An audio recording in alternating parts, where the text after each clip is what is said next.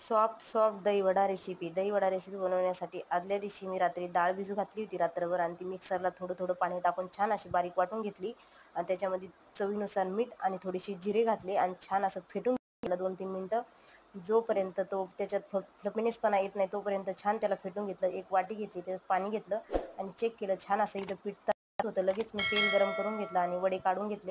छान असे वडे गोल्डन करून घेतले आणि त्यानंतर मी ते वडे लगेच ताटात काढून घेतले. माझे जेवढे वडे होते मी तेवढे पहिले इथं सगळे तळून घेतले. त्यानंतर एक कढई घेतली, त्या कढईमध्ये कोमट पाणी करून घेतलं, त्यात थोडंसं हिंग आणि कोथिंबीर आणि त्यानंतर त्याच्यामध्ये आपले जेवढे वडे तळलेले तेवढे डीप करून साईडला झाकून ठेवून दिले. त्यानंतर मी 5-6 घंट्यानं काढले. त्याच्यात थोडं हलक्या हाताने दाबून त्याच्यातलं पाणी काढून घेतलं. त्यानंतर एक वाटी घेतली, त्याच्यामध्ये दही घेतलं आणि वाटलेली साखर घेतली. छान असं फेटून घेतलं त्याला, जेपर्यंत त्याच्यावर क्रीमी टेक्स्चर येत नाही तोपर्यंत फेटलं. त्यानंतर त्याच्यात वडे डीप केले मी आणि ते छान असे एका 2